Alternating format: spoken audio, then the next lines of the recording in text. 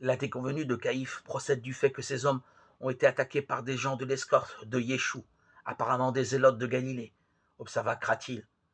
Ils ont vu Yeshua vivant et ils en ont été tellement bouleversés qu'il a fallu les exclure du service. Et où allait-il demanda distraitement Pilate. Il semblerait qu'il se dirige vers la Judée. Ah bon conclut Pilate avec un haussement d'épaule. Apparemment, la nouvelle ne retint pas son attention. La puissance romaine n'allait pas s'inquiéter d'un prédicateur juif qu'on disait revenu d'au-delà du Styx. Le Sénat ne lui avait plus posé de questions. L'affaire Yeshua ne l'intéressait donc plus. En proie à des ressentiments de plus en plus sombres, Caïphe manda 2 messagers au Trétarque, à Machéronte.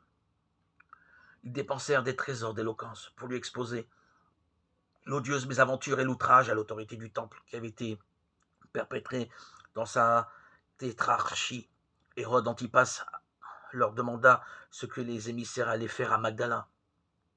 Nous appliquions un ordre de saisie des biens de la famille Ben Ezra. Je n'ai pas été informé de cet ordre et vous n'avez pas de saisie à effectuer dans ma tétrarchie sans m'en référer. Par ordre du Sénat romain, et vous le savez bien, vous n'avez pas le pouvoir exécutoire hors de l'enceinte du temple à Jérusalem. Vous êtes en faute, et j'en référerai au procurateur. Si j'apprenais que le temple a délégué une autre fois des policiers dans mon territoire, je les ferais arrêter et emprisonner d'office. Il n'offrit aux messagers ni la gîte, ni le gîte, ni le souper, et les renvoya comme ils étaient venus. Quand ils furent partis, Hérode Antipas dit à Manasseh, « Nous l'avons échappé belle. Ils n'ont eu que 3 morts. Nous avons évité une insurrection. » À l'évidence, la règle du chacun pour soi allait prévaloir, et pour longtemps. Aucune des puissances qui prétendaient gouverner les fragments de la Palestine ne ferait de cadeau à l'autre. Ni la loi de Moïse, ni les lex romana ne s'appliquaient plus aux campagnes de Palestine. Les ordres de confiscation des biens de Joseph, de Ramathaïm et de Nicodème restèrent lettres mortes.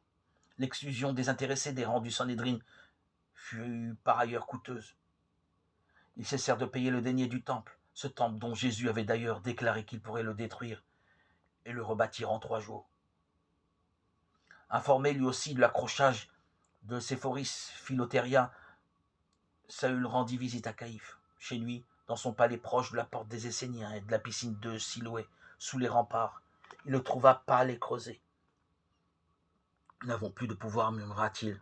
Hors de Jérusalem, nous ne sommes rien. » Vous êtes les maîtres de la loi pour tout le peuple, observa Saül.